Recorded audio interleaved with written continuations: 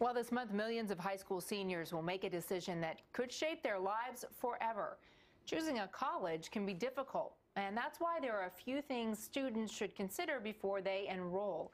Here's some advice is college admissions expert Eric Greenberg, director and president of Greenberg Educational Group. So first of all is the waiting and the agony that comes with, am I getting accepted? What happens if you get accepted to your school of choice, your first choice?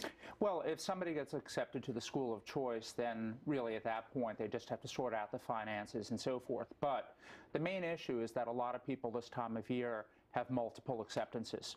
And what's very, very difficult and challenging is to figure out in approximately a 30-day time frame which school to go to, which school not to go to, and it's very, very stressful. So what a lot of students want to do is they want to revisit the campus, they want to perhaps sit in on a class, really get a sense if they can see themselves there for a 4-year period.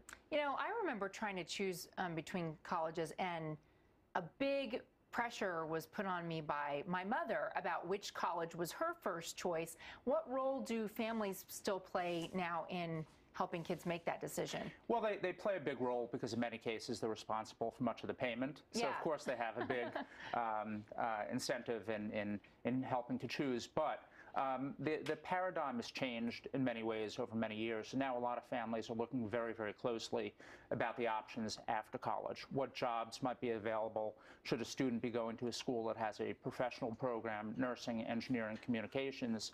And a lot of people are really asking about the value of a degree, not simply what the 4 years will be like, but what the after effects will be as well. When you're talking about trying to decide between schools too, what role is social media playing now in making those decisions? Well, social media is very important in terms of getting students to apply to schools, and a lot of colleges spend huge amounts of money investing in social media for outreach purposes. However, in terms of deciding which school, the best thing a student could do right now is revisit the school, get his or her feet on the ground, see a class, and speak to students. I ran into this.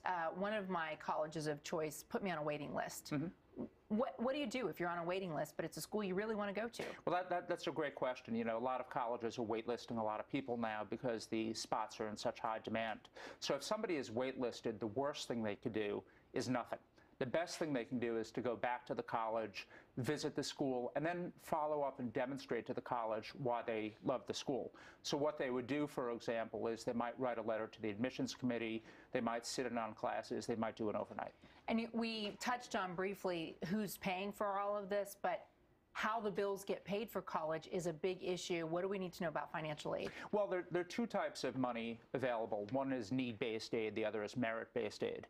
And many families feel that it's just need-based, but there's a lot of merit money out there as well. So families would be well advised to not only look at need-based aid, but also merit-based aid. Right, and the internet makes that easier to find. It makes it easier, but it's a very time-consuming process, right. So starting early is a very smart thing.